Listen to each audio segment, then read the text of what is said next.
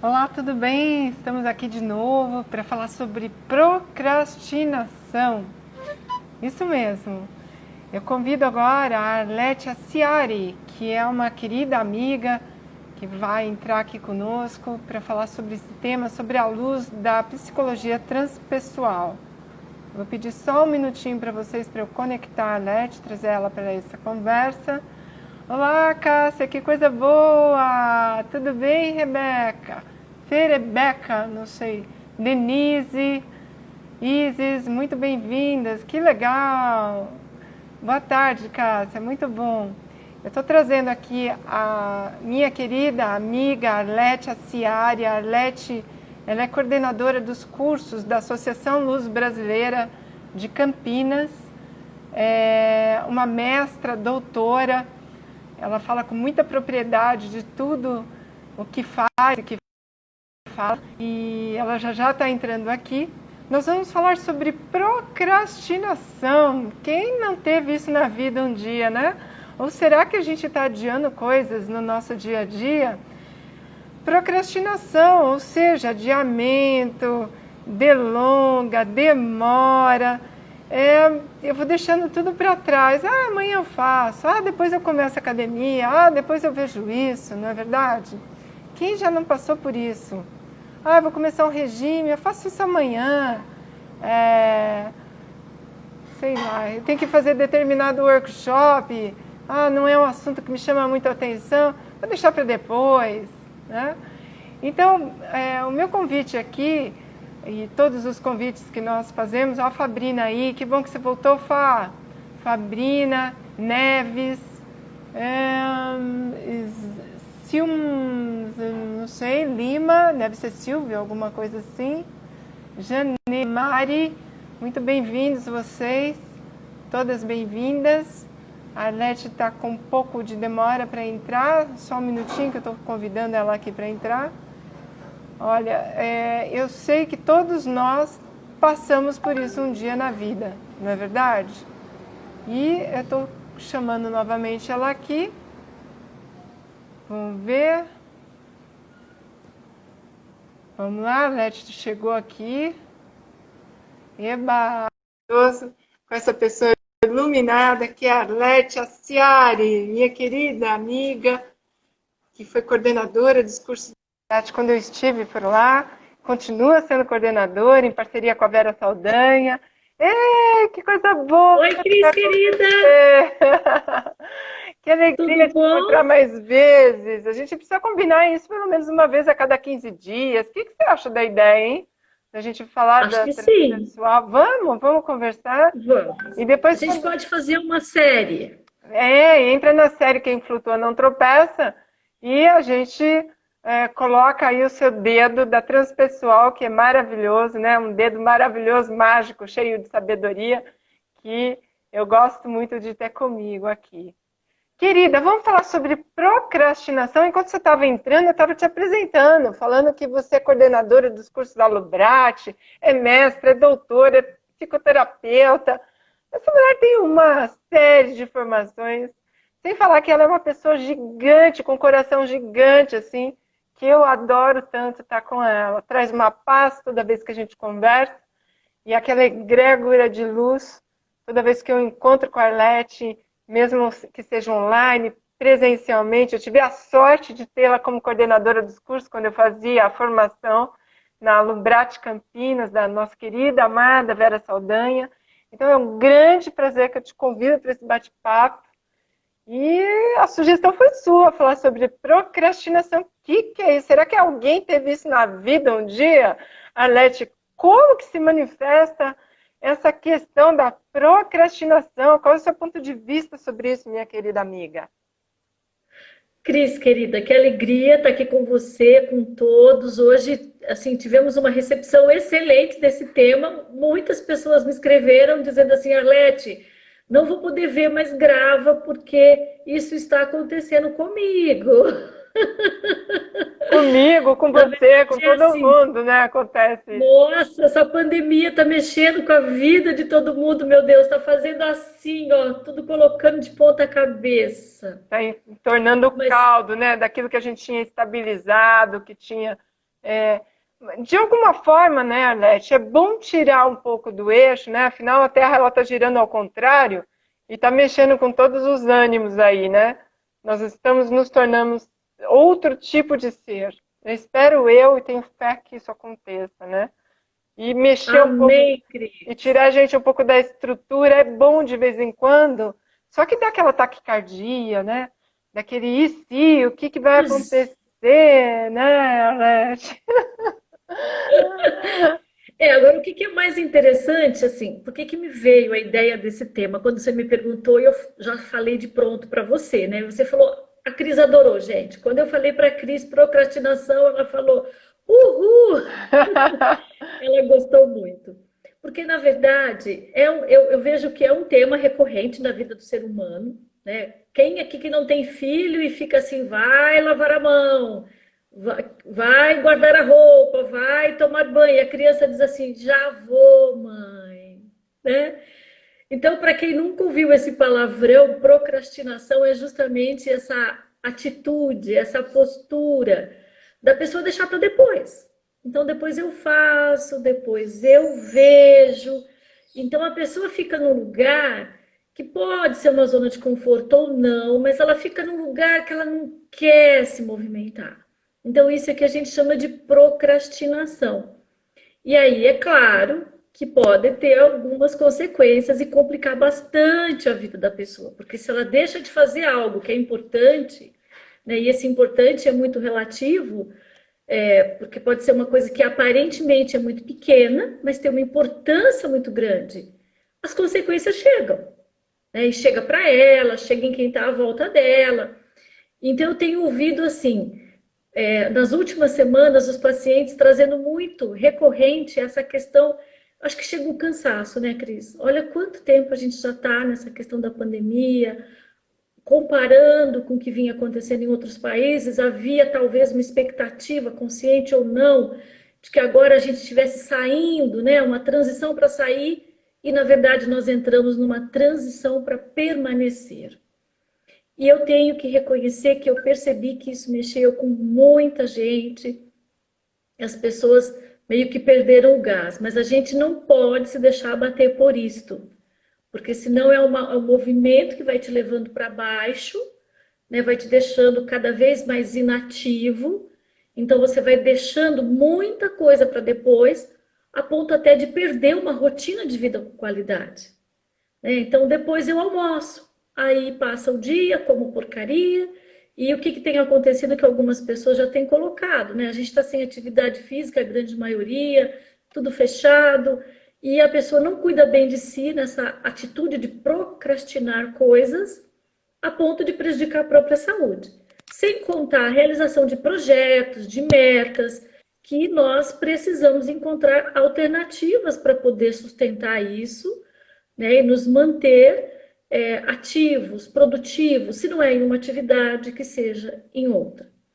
Por outro lado, acho que tem uma coisa, né, o universo é perfeito, ele é maravilhoso, pelo menos eu vejo assim. Talvez até essa própria pandemia tenha vindo para tirar muita gente da zona de conforto, porque estava procrastinando muita coisa. Então, ao mesmo tempo, a gente tem visto iniciativas incríveis, ações altamente significativas. Ao mesmo tempo, para algumas pessoas, elas saíram da procrastinação nesse momento que a gente está vivendo. Mas a procrastinação é isso, é aquele movimento interno que me faz parar. E eu Arlete, realmente deixo para depois. será que isso tem a ver com essa atitude de expansão e retração? Porque o mundo ele passa por isso, né? Nós temos a expansão, tá todo mundo no ápice, está trabalhando, tá, uau, e de repente acontece uma coisa como essa e todo mundo se recolhe, vai para dentro de casa, né? Ah, eu estou aqui. Ah, se eu fizer hoje, eu fizer amanhã, sábado e domingo, parece que é tudo a mesma coisa, porque eu não saio de casa, eu fico em casa, eu preciso ficar em casa. Então eu vou deixando as coisas. É como se a vida tomasse outro ritmo. É como se as cobranças fossem diminutas. Só que a Isso. procrastinação, o que acontece com a procrastinação, né? Eu me sinto culpado. Nossa, eu me E programei para fazer tal coisa. E aí começa o chicotinho, né? Nossa, fica uma vergonha, inclusive. eu acordei tão cedo. O dia voou e não fiz nada. Por que que eu não fiz nada? Por que que eu fiquei sem fazer nada? Por que que eu fiquei pensando no que eu teria tempo para fazer tal coisa? Eu tenho muito tempo agora. E aí o prazo estourou, as conversas que eu tinha combinado acabaram, não aconteceram, eu não levei adiante. E aí, o que que se deve a isso? A gente é nesse momento de retração que a gente está e por isso essa procrastinação. Ah, eu tenho tempo para tudo agora, eu estou trancado dentro de casa mesmo. Né? Se eu fizer agora, fizer depois, vai dar na mesma. Será que faz sentido isso? Tem alguma coisa a ver, na sua opinião, Arlete? Cris, faz muito sentido e a gente pode até pensar um pouco, refletir junto a respeito do ócio positivo. Porque se numa ponta eu tenho a procrastinação, na outra eu tenho o ócio positivo. O que que é o ócio? O ócio é uma atitude madura, consciente, de uma consciência que está desperta e que não só respeita os ciclos da vida, né? A gente pode ver, olha, entre dia e noite. Se nós fôssemos respeitar esse ciclo natural, nós teríamos um momento de atividade durante o dia e um momento de inatividade durante a noite. Então, o equilíbrio ele se dá realmente através desses movimentos. E esse, por exemplo, descansar, dormir ou fazer uma pausa,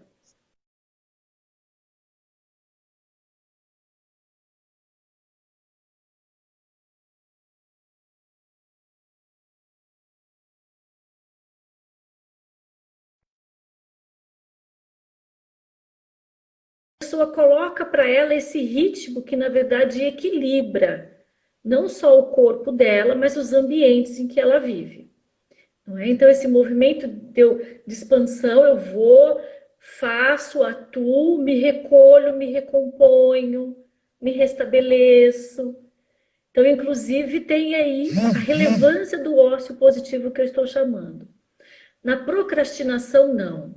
Você hoje falou de transpessoal, na abordagem que eu trabalho, que é a abordagem integrativa transpessoal, nós temos uma sigla chamada REIS, que se refere às funções psíquicas que estão presentes em cada experiência nossa, que é razão, emoção, intuição e sensação. Então, eu poderia dizer, se eu utilizar esse referencial teórico, que na procrastinação eu tenho ou a inibição de uma função, ou a supervalorização de uma outra, ou a fragmentação entre elas, ou as três coisas juntas. Arlete, ficou complicado, deixa eu entender melhor isso. Eu não sou da psicologia, né? Então, o que que significa isso? Basicamente, quando a pessoa procrastina, uma pergunta a ela fazer para ela mesma é: o que está acontecendo comigo? Tudo bem, eu me respeitei, eu não senti vontade, eu não fiz, mas era importante eu ter feito. E agora eu me sinto culpado. Eu tenho vergonha de chegar em tal lugar e não apresentar o que era para ser apresentado, ou de mim mesma. A cobrança vem de dentro. Então a gente precisa. Essa pergunta acho que é muito importante. O que está acontecendo comigo? Ninguém procrastina se algo não está acontecendo. Né? Então, pode ser uma questão emocional? Pode. O medo, uma insegurança. Pode ser uma questão até física, às vezes, a gente precisa considerar. Pode ser Pode um ser um cansaço. cansaço, estresse. Eu não quero, porque é mais uma demanda, é mais uma obrigação, é mais um peso. E o meu sistema está debilitado, ele precisa de um tempo. Né? Mas só que como não tem essa compreensão, como nós estamos falando aqui agora, a pessoa fica se cobrando, fica se culpando. Então é importante sim perguntar: o que está acontecendo comigo? Outra situação que é comum as pessoas procrastinarem, especialmente a criança, o jovem ou o idoso, mas também pode acontecer com o adulto, é porque há uma limitação naquela experiência. Vamos ser honestos, né, Cris? Né, pessoal que está nos ouvindo aqui agora. Quem é que sente prazer em fazer uma coisa que você sabe que você não sabe fazer direito? Na alfabetização, às vezes, é muito comum, a criança não quer ler. Por que ela não quer ler? Porque ela não sabe. Ela tá difícil para ela. Então, ou é alguma questão emocional que tem ali algum ponto que a pessoa precisa olhar, precisa cuidar, ou uma outra hipótese que a gente levanta é que tem algum limite. Ela não está pronta. Por isso é que é importante essa pergunta. O que está acontecendo comigo? Né? Por que não está prazeroso? Por que falta energia, motivação para esse engajamento? Mas tem uma resposta que até a neurociência traz para a gente, né? Nós temos aqui o córtex pré-frontal, que ele consegue agrupar pouca memória, né? Ela não tem uma abrangência como é a nossa intuição, como é toda a parte emocional, ou o nosso inconsciente, que é uma esponja, e vai absorvendo uma série de coisas.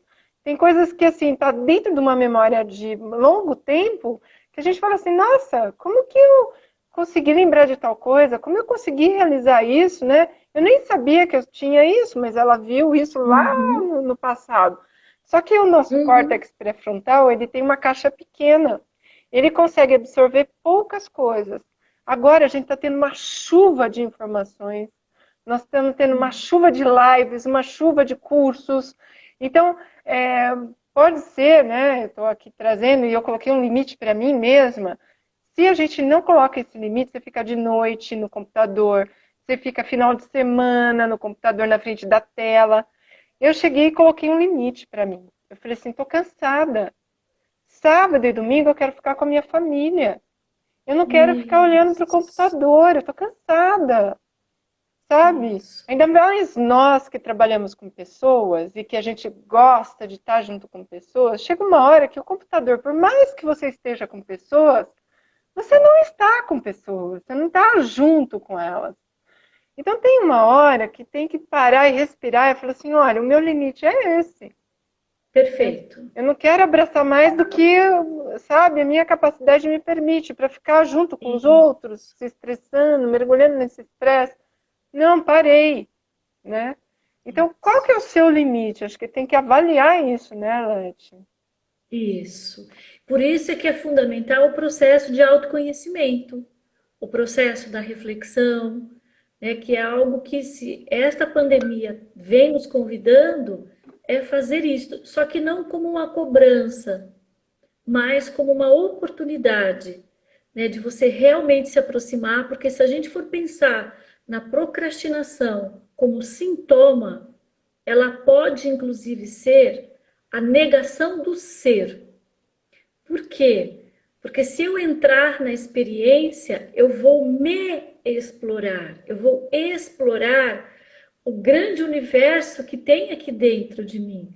Eu vou poder colocar para fora, eu vou poder mostrar para o outro a minha criatividade. E como é que está a minha autoestima? Veja como se integra com a questão emocional. Se eu não estou com a minha autoestima ok, se eu estou cultivando medos, inseguranças, sentimentos de menos-valia, eu me expressar, eu me colocar, fica uma hipótese, uma fantasia, uma insegurança de que pode não acontecer tudo muito bom, não é? Sem contar que tem um medo, às vezes, inconsciente. Você acabou de falar, né? O inconsciente ele é ilimitado do sucesso, do crescimento. Né? Eu sei que parece absurdo o que eu estou dizendo aqui agora, mas é comum as pessoas se sentirem confortáveis com elogios. É mais comum do que a gente imagina as pessoas disserem que ficam constrangidas, envergonhadas de estar em evidência, de ser estrela, de ser o centro, de chamar a atenção e até mesmo de receber um elogio. Então, nós temos uma cultura no Brasil que tem muita poluição, vamos por esta palavra, com relação a ser bem-sucedido. O povo brasileiro ainda precisa muito trabalhar essa autoestima enquanto povo, enquanto nação. E também tem uma questão, o que é ser bem-sucedido, o que é ter sucesso, né? Será que Perfeito. ter sucesso é ter carrão, é ter dinheiro, é ter cargo? O que é ter sucesso, Alex, para você? Eu tenho minha forma de pensar sobre sucesso, mas eu quero te ouvir. Uhum, tá certo, Cris. Bom, eu espero que cada um tenha a sua, né? Eu vou compartilhar a minha. Olha, o que eu aprendi na vida até o momento com as minhas vivências e também, né, com a experiência profissional, é claro, é aquilo que te realiza, é aquilo que te nutre, é aquilo que te faz feliz. Eu sou testemunha de diferentes extremos, assim. Definitivamente, eu acho que o dinheiro ocupa um lugar na nossa sociedade, tem o seu espaço, mas ele não é sinônimo de felicidade em hipótese alguma. Eu diria que a bem-aventurança desse encontro consigo mesmo, dessa autoaceitação, desse aconchego, desse encontro com o meu caminho, eu diria que é o maior sucesso que a gente pode ter. Eu Alex, diria que eu acho que tem um celular tocando aí do seu lado, ou o próprio celular. Ah, legal, obrigada. É, sabe o que eu quero te convidar? Porque você, mais do que ninguém, uma mestra aí, né, que pode nos trazer. Quando a gente fala do Reis, eu gostaria muito de te convidar de falar sobre a procrastinação diante do eixo experiencial e evolutivo. Como que a gente consegue encaixar ele nesses dois eixos, né? Falando de Reis, razão, emoção, intuição e sensação, nesse eixo experiencial e no evolutivo. Como que você classificaria e explicaria para quem está nos ouvindo esses dois eixos e a gente colocando a procrastinação aí dentro? Como que a gente pode dar um salto de nível de consciência e sair da tá certo, procrastinação? claro. Para quem está nos ouvindo e que nunca ouviu essa expressão, né, eixo experiencial e eixo evolutivo, é um paradigma que propõe que todo o nosso viver, ou seja, o nosso cotidiano, ele se faz a partir de experiências. E em cada experiência há um universo de pensar, de sentir, emocionalmente, sensorialmente e um fluxo de intuições. Quando eu tenho em mim, no meu mundo interno, a razão, a emoção, a sensação e a intuição caminhando juntos, basicamente é aquele momento da minha vida, aquelas experiências que não têm conflito. Eu me coloco, eu me posiciono, se eu sei, eu digo que eu sei, se eu não sei, eu digo que eu não sei, se eu consigo fazer, eu faço, se eu não consigo fazer, eu não faço. Eu diria que dentro dessa perspectiva, se o rei estiver ativo, estimulado, integrado, o teu pensar harmônico, sem preocupações, emocionalmente você estiver bem, equilibrado, o teu corpo estiver saudável e você estiver aberto à sua intuição, provavelmente você não vai procrastinar. O que vai acontecer é que você vai perceber que por algum motivo não é hora de você fazer aquilo. E você vai ficar na escuta do teu ser para compreender por que não é hora. E é uma resposta que normalmente vem intuitiva. E aí o que acontece então com esse evolutivo? Eu avanço na experiência, eu vou para o próximo passo, por isso é que ativa o eixo evolutivo. Se por algum motivo eu tiver algum trauma, por exemplo, em relação àquela experiência, aí eu fico preocupada. Nossa, eu vou me encontrar, ou eu vou, tarará, tarará, tarará. Começa aquela voz interior gerar um congestionamento, e aí eu vou ficando nervosa, vou ficando preocupada ou deprimida. Cada um tem a sua maneira de lidar. Ou seja, de alguma forma a razão ou vai se preocupar ou não vai validar. Isso aí ai, é meio chato, é meio perigoso, não é legal. Aí o sentimento já não é tão positivo assim em relação àquilo. É claro que o corpo não vai ficar disposto. Por isso é que é comum no deprimido ele querer ficar na cama, ficar deitado. Um exemplo, por exemplo, né? E as intuições não fluem, você fica sem ideia, você fica sem criatividade. Ou seja, a sua experiência fica estagnada. Você vai procrastinando, amanhã eu faço, amanhã eu vejo, depois eu vou verificar, e você vai ficando no mesmo lugar em relação àquele assunto, àquele tema. E, consequentemente, você não avança, logo, você não ativa o eixo evolutivo na experiência. E a médio e longo prazo, claro que vai depender do contexto, é provável que a pessoa fique muito frustrada consigo mesma, porque ela vai começando a acumular experiências que ela interpreta como fracasso. Não estou dizendo que os outros estão dizendo isso, muitas vezes é ela própria. Ah, mas às vezes vem o feedback de fora. Sim, quando isso começa a se repetir, aquelas pessoas que estão à nossa volta, é natural que elas tendem a nos comunicar o que está acontecendo conosco. Até por amor, até por preocupação realmente de até quando e onde isso vai chegar. Então, às vezes você encontra pessoas que vai ter uma prova, né? Não importa a idade que tenha, pode ser uma criança, pode ser um jovem, um adulto, e a pessoa não se propõe a estudar. Tem que entregar um trabalho, tem uma data, e a pessoa, por N motivos que a gente acabou de falar, seja uma preocupação, uma experiência negativa, um medo, e aí ela não entra na experiência. E ela vai ser cobrada em algum momento. Por isso que a vergonha e a culpa vêm muito associada. Seja uma avaliação interna ou feedback externo, em algum momento isso chega para a pessoa. E por isso é que a gente está conversando aqui sobre isso. A gente olhar isso na nossa vida, eu diria que antes e depois de tudo é um gesto de amor.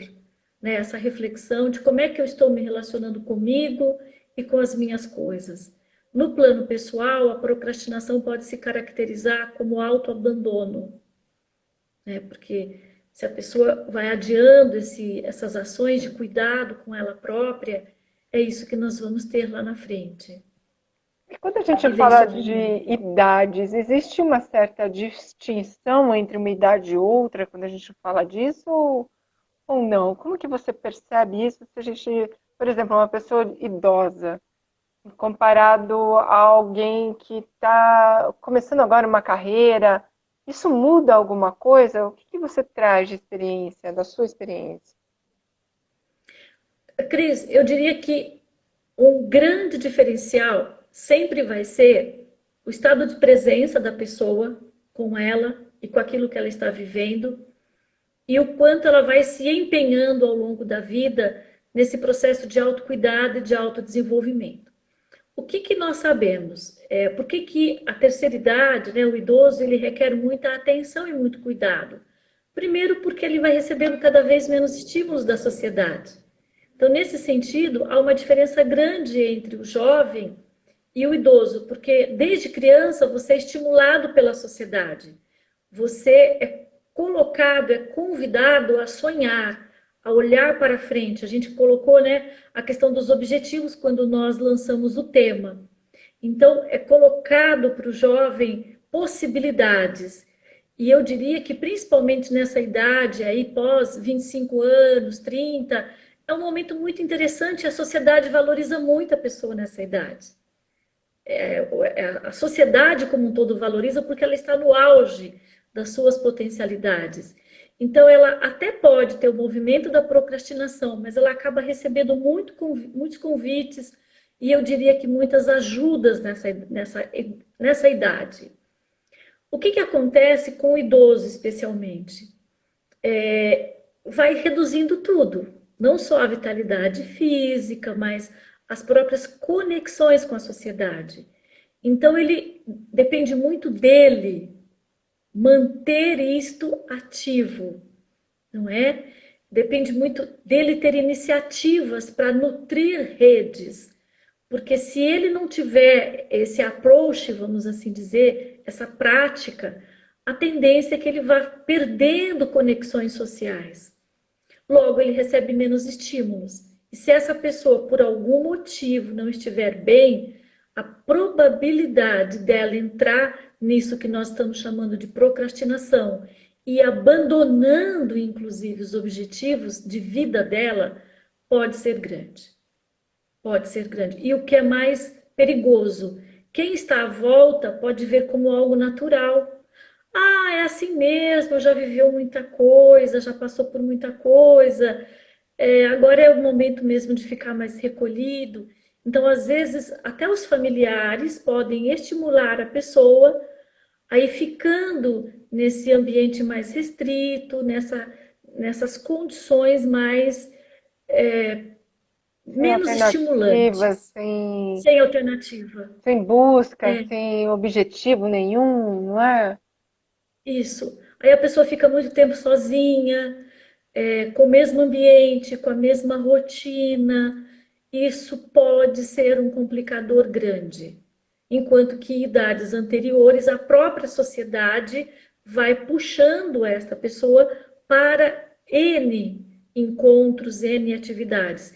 E isso, inclusive, ajuda, se a pessoa tem alguma questão interna, essas experiências externas podem ajudá-la a perceber que ela precisa trabalhar isso. E quando você fica muito segregado ao mesmo ambiente, com pouco relacionamento, você recebe menos feedback, você pode não perceber. E quando percebe, o quadro já está bastante cristalizado.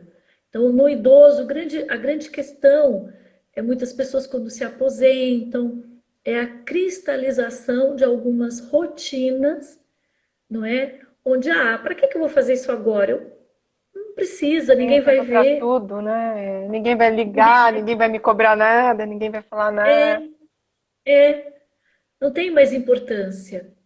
E isso até para autocuidado mesmo, assim, quando a gente atende pessoas individualmente, às vezes o familiar ou a própria pessoa se queixa por exemplo, passar o dia de pijama. Nessa fase agora que a gente está vivendo de pandemia, tem muitas pessoas que têm, assim, passado o dia literalmente de pijama. E isso não é saudável se permanecer muitos dias, porque a energia não circula, a energia não renova. Que dica que você daria para as pessoas que têm pessoas assim em casa, né? Como que a gente poderia ser? Porque você pode gerar um conflito, né? Sim, Eu tenho uma visão, as outras pessoas têm outras, sim, e até mesmo a pessoa de idade deve ter a dela, né? E sim. que dicas que você daria, por exemplo, para que tenha uma melhora nessa qualidade de vida dessa pessoa, para que ela veja um futuro à frente, que ela veja objetivos, que ela não se conforme em ficar quieta, parada num canto, mas sim tenha as suas atividades, né? Porque, Uhum. por exemplo, a pessoa pode provocar o idoso e essa pessoa não gostar, o idoso não gostar, porque Sim. está muito acostumado com aquela rotina dela, né? Que dicas que você daria? Olha, eu diria que isso vale para o idoso, mas vale para qualquer outra pessoa. Nós precisamos de muita delicadeza, muito respeito, muita amorosidade para entrar no espaço de vida privado de qualquer pessoa.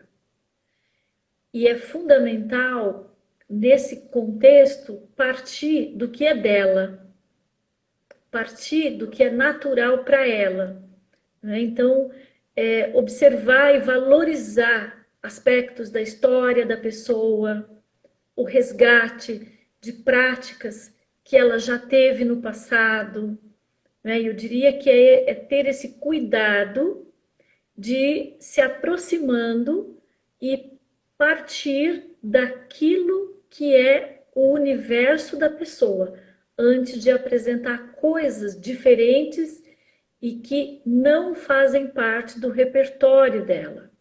Então, isso eu vejo que é muito importante. Mas, de qualquer forma, eu diria que todos nós reagimos muito bem a uma escuta. Empática. Exatamente. Então, essa perspectiva de você olhar para uma pessoa, estar com ela, não é?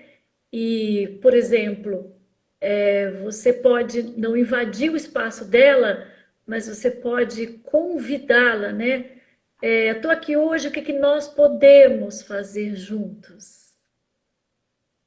O que que eu posso fazer por você? Até mesmo com filhos, é, existe sim um conflito, né, das gerações, e muitas vezes esse é um problema, porque o pai quer oferecer o que ele gosta de fazer ou o que ele fazia na adolescência dele. E meio que obriga, né? Ah, mas foi bom para mim, acho que para o outro também vai ser igual, né? Claro que se a relação evolui para que o pai ofereça o que é do universo dele, o filho ofereça o que é do universo dele, eu diria que é o ideal, não é? Mas eu diria que é muito importante perguntar para o outro, né? Olha, hoje vamos passar o dia juntos, o que que você gostaria de fazer? O que que nós podemos fazer de legal? Na minha família, por exemplo, nós temos um docinho que eu não sei como chama em outras famílias, mas a minha família de descendência italiana chama espera marido. Um dia, um dia meu marido me perguntou por que que chama assim? Eu falei, olha, eu tenho uma hipótese. Eu acredito que é porque demora muito para fazer. Então, provavelmente, as mulheres do passado ficavam em casa e os maridos iam se divertir e elas ficavam muito tempo esperando eles.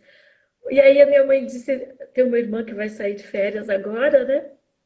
E aí a minha mãe disse exatamente isso. O que que você acha da gente encontrar um jeito aí de se reunir e fazer espera marido? Por quê? Ela sabe que eu adoro. Eu tenho paixão por aquele docinho, né? Então eu diria que é isso, buscar especialmente no repertório da pessoa o que alegra a alma dela. Todos nós vamos nos motivar a nos movimentar quando aquilo alegra nossa alma. E Alex, alguém aqui agora pode estar até perguntando, Arlete, e quando eu tenho que fazer uma coisa, mas aquilo não alegra minha alma? isso que eu ia falar agora. É uma obrigação, né? Eu tenho o quê? Quando eu tenho o quê? É que já É, vira obrigação, não é? Ah, eu quero fazer tal coisa, eu quero explorar isso, eu quero, mas quando eu tenho o quê? É obrigação, né, Leti? é. E aí talvez a gente tenha que rever as crenças, né, que nós temos, porque às vezes a gente cultiva ali uma crença tão limitante em relação àquela atividade, me aprisiona num lugar de desprazer e eu não consigo encontrar o significado, o valor, não é? Claro que às vezes realmente é uma ação que não tem a ver comigo. Então aí é importante a pessoa se preparar para fazer uma transição e buscar o que alegra a alma dela. Aí que eu queria chegar e fazer outra pergunta para você. Quando a gente fala do eixo experiencial e quando a gente tem aí no símbolo do infinito a razão, a emoção, a intuição e a sensação interligados e atuando juntos, né? Que eu acho Uhum. que nos dias de hoje é um tanto complexo falar que todos nós temos isso, né? Bonitinho, equilibrado, Sim. centrado.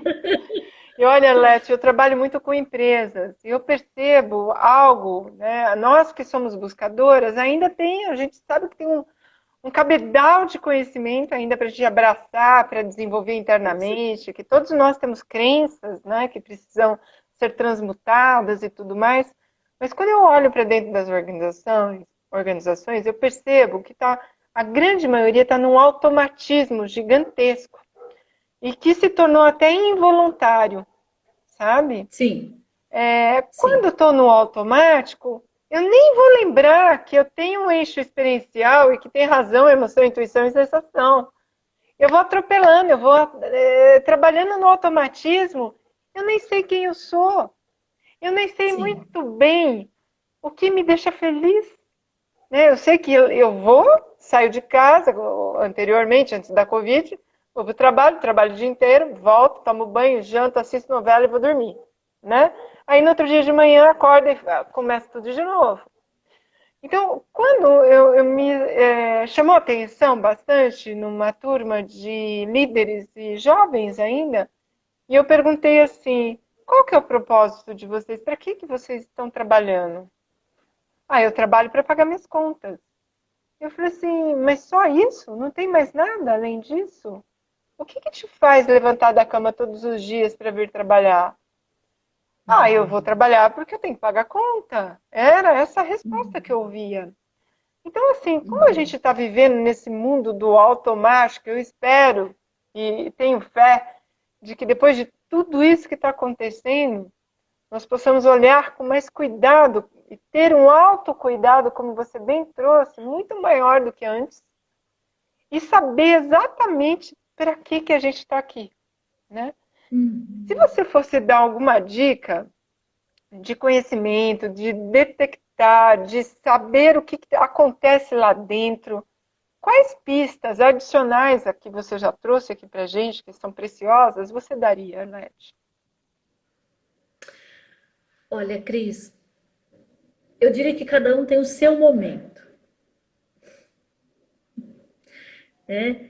E por incrível que pareça, tudo indica que tem um processo aí que é o de cada um e que eu sei que eu estou sendo repetitiva, mas que é único, não é? Em algum momento, provavelmente há alguma angústia, provavelmente há algum vazio. E uma outra questão que acontece tem um ditado bem antigo que diz que a ignorância é um doce berço de descanso. Eu já ouvi bastante no consultório algumas pessoas falando assim: nossa, era melhor quando eu não sabia, era melhor quando eu não via. Mas isso é uma ilusão, porque ela chegou lá justamente porque ela não estava vendo e entendendo um monte de coisa. Então, só para a gente, né, trazer uma luz. Em algum momento, em algum momento, o alarme toca e para cada um vai tocar em um momento. Tenho que dizer que depois que a gente começa a ver, essa consciência começa a se expandir, eu diria que dá trabalho, sim. Né? Alguém colocou aqui que não é fácil arrumar bagunça, fazer imposto de renda. É verdade. Tem muitas coisas de muitos níveis. Na perspectiva que eu trabalho, a gente trabalha sempre com uma visão sistêmica e integrativa do ser, onde o meu viver enquanto ser encarnado na matéria implica em demandas físicas, materiais, e que elas não são problema, elas são só demandas. Questões intelectuais, emocionais enquanto ser humano, de relacionamento, e temos uma estrutura de sociedade, que talvez tenha um monte de coisa aí que pode amassar e jogar no lixo, mas enquanto isso está aí, isso de certa forma tem um papel.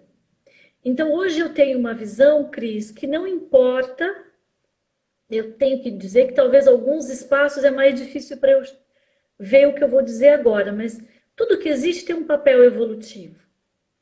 Absolutamente tudo, até a inconsciência. Concordo. Então eu diria que ela vai ter o momento dela de perguntar, de questionar.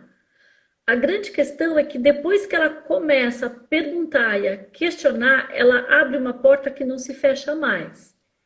E não é possível voltar para trás. É realmente só seguir em frente.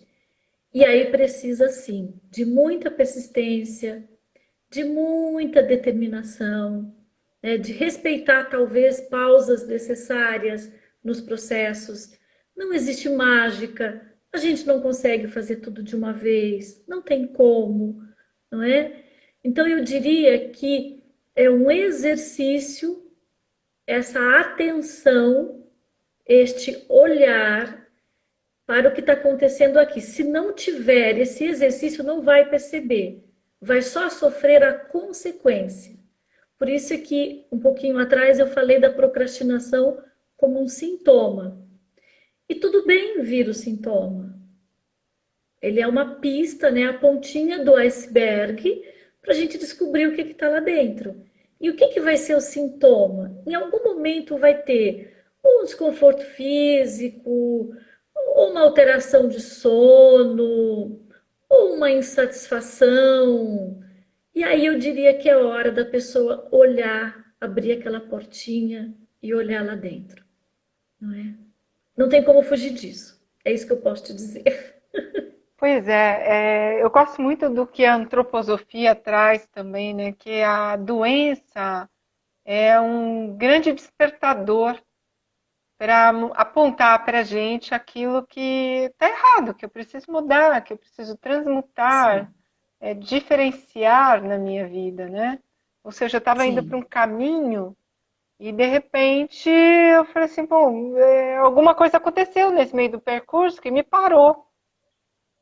Como que eu vou Uhum, lidar com isso? Que vai fazer continuar com uma mentalidade, uma expansão de consciência diferente. E falar em expansão de uhum. consciência, eu queria te convidar aqui a falar o que é expansão de consciência para transpessoal, Arlete. Eu tive há pouco com o Uhum, professor Ari, ele trouxe a visão do Ken Wilber, né? Que eu uhum, sou bastante admiradora dele, e sei que o Ken Wilber colaborou bastante com a transpessoal também, mas teve um momento que ele se separou, né, da transpessoal. E eu queria uhum. ouvir de você, sobre o ponto de vista da transpessoal, da psicologia transpessoal, o que é essa expansão de consciência que eu falo tanto, você fala, e a grande maioria das pessoas que buscam, que estão nessa jornada de autodescoberta, falam também. E as pessoas falam muito, né, desse momento planetário que pede, nos convida a essa expansão de consciência. Estou vendo aqui que a Elis que está nos ouvindo, ela diz assim, hora dos ajustes. Então, achei forte essa expressão. A expansão de consciência para a psicologia transpessoal é justamente aquilo, voltando um pouquinho no eixo experiencial e no eixo evolutivo, quando eu me proponho a refletir, né? Então é ampliar o olhar por muitas perspectivas, é refletir, é entrar em contato com o que eu sinto, conhecer, receber, acolher o que o meu corpo me conta, estar aberto, disponível às minhas intuições. Eu disse que a gente acende no eixo evolutivo.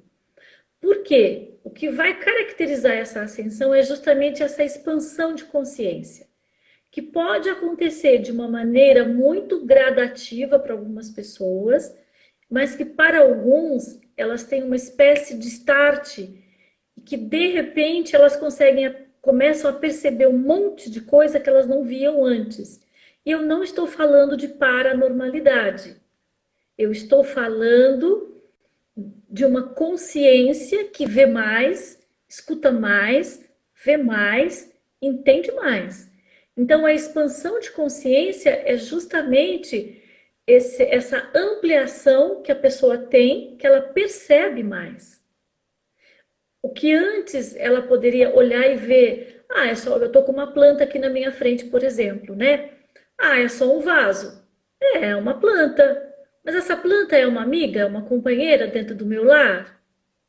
Ela é uma presença fiel que está aqui todos os dias, me recebendo, me acolhendo. E por que eu coloco ela aqui? É só para enfeitar a minha casa? Ou ela me toca?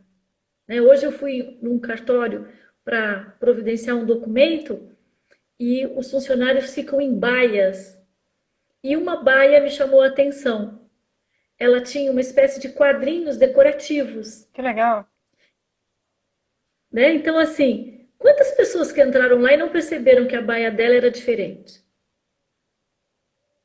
Então, esse processo de expansão de consciência é você captar mais e melhor tudo que te chega, né? E compreender o que aquilo te comunica. É como um sonho. A gente lembra, às vezes, de uma imagem. E se eu me concentrar e começar a meditar sobre essa imagem, e começar a fazer associações do que pode ser aquilo na minha vida, eu posso compreender talvez um tema na minha vida. Isso é expansão de consciência. É quando tudo aquilo que me chega, aquilo com o que eu me relaciono, ganha significado. Então, em psicologia, nós falamos muito da relevância do processo de simbolização. Então, uma psique que consegue simbolizar, ela é mais complexa.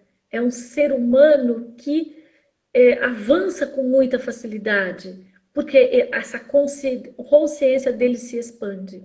Então, fazer um almoço deixa de ser apenas preparar um alimento físico e pode ser uma experiência profunda de autoconhecimento.